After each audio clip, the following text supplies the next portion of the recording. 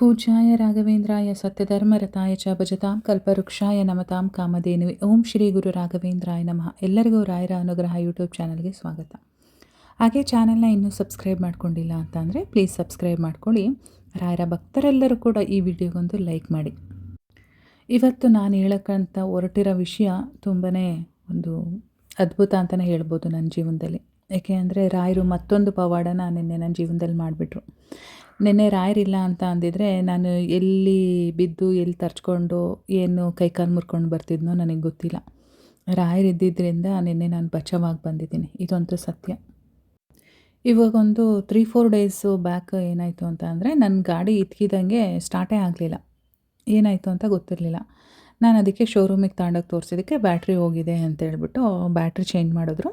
ಹಾಗೆ ತುಂಬ ದಿನ ಆಗಿತ್ತು ಸರ್ವಿಸ್ ಮಾಡಿಸಿ ಅಂಥೇಳಿ ನಾನು ಗಾಡಿನ ಸರ್ವಿಸಿಗೆ ಬಿಟ್ಟು ಆಯಿಲ್ ಸರ್ವಿಸು, ವಾಟರ್ ಸರ್ವಿಸು ಎಲ್ಲ ಮಾಡಿಸ್ದೆ. ಸೊ ಆಯಿಲ್ ಸರ್ವಿಸ್ ಮಾಡಿದ್ನಲ್ವ, ಅವ್ರೇನು ಮಾಡಿದ್ದಾರೆ, ಸೀಟ್ ಮೇಲೆಲ್ಲ ಚೆನ್ನಾಗಿ ಆಯಿಲ್ ಹಾಕಿ ಉಜ್ಜಿದ್ದಾರೆ, ಅದು ಶೈನಿಂಗ್ ಬರಲಿ ಅಂತ ಹೇಳ್ಬಿಟ್ಟು. ತುಂಬ ಚೆನ್ನಾಗಿ ಕಾಣಿಸ್ತಾ ಇತ್ತು. ಆದರೆ ಅದರಿಂದ ಪ್ರಾಬ್ಲಮ್ ಏನು ಅಂತ ಅಂದರೆ ನಾನು ಸೀಟ್ ಮೇಲೆ ಕೂತು ರೈಡ್ ಮಾಡಬೇಕಾದ್ರೆ ಜಾರ್ತಾ ಇತ್ತು.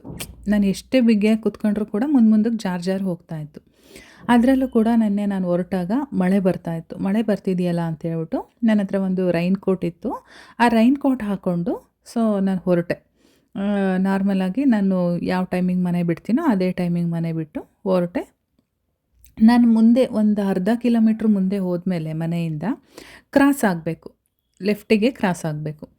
ಕ್ರಾಸ್ ಆಗಬೇಕಾದ್ರೆ ನಾನು ಆ್ಯಕ್ಚುಲಿ ಮನೆಯಿಂದ ಹೊರಟಾಗ ಯಾವಾಗಲೂ ಕೂಡ ರಾಯರ ಹೆಸರು ಹೇಳ್ಕೊಂಡೇ ಹೋಗ್ತಾ ಇರ್ತೀನಿ.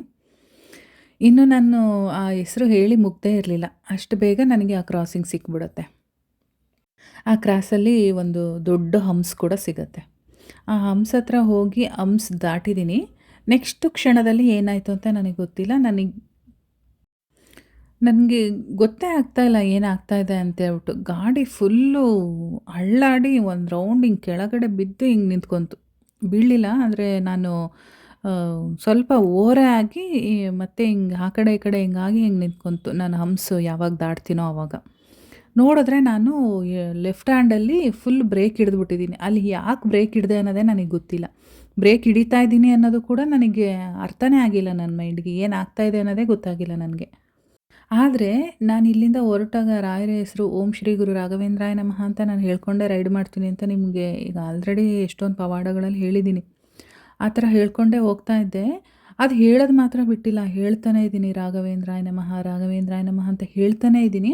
ಬ್ರೇಕ್ ಮಾತ್ರ ಹಿಡಿದಿದ್ದೀನಿ. ಗಾಡಿ ಫುಲ್ಲು ಶೇಕ್ ಆಗಿ ಸ್ಟಡಿ ಆಗೋಯ್ತು. ಅದು ಹೆಂಗೆ ಆಯಿತು ಅಂತೀರಾ, ನಿಜ ರಾಯರ ಪವಾಡನೆ. ನಿನ್ನೆ ಅಲ್ಲಿ ಆಗಿದ್ದು ನೋಡಿದ್ರೆ ನಾನು ರೊಪ್ಪ ಅಂತ ಬೀಳಬೇಕಾಗಿತ್ತು ಕೆಳಗಡೆ, ಬಟ್ ಬೀಳಲಿಲ್ಲ. ನಾನು ಹಾಗೆ ಸ್ಟಡಿಯಾಗಿ ಮುಂದೆ ಹೋದೆ.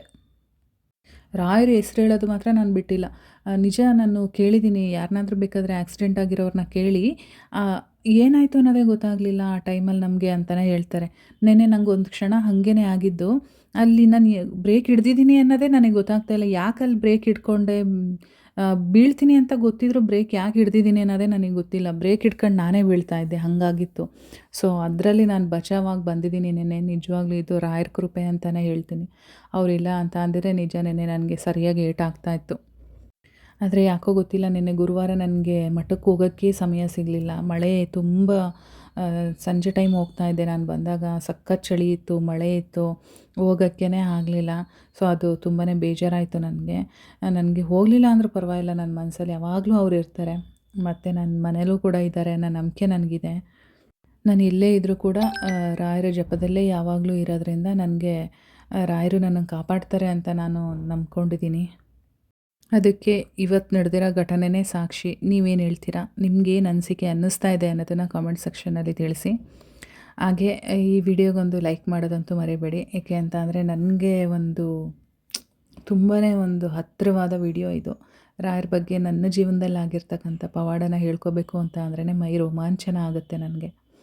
ಒಂದು ಲೈಕ್ ಮಾಡಿ, ಹಾಗೆ ಸಬ್ಸ್ಕ್ರೈಬ್ ಮಾಡ್ಕೊಂಡಿಲ್ಲ ಅಂತ ಅಂದರೆ ದಯವಿಟ್ಟು ಸಬ್ಸ್ಕ್ರೈಬ್ ಮಾಡ್ಕೊಳ್ಳಿ. ನಾನು ಮತ್ತೆ ಸಿಗ್ತೀನಿ ಮುಂದಿನ ವಿಡಿಯೋದಲ್ಲಿ. ಅಲ್ಲಿವರೆಗೂ ಧನ್ಯವಾದಗಳು.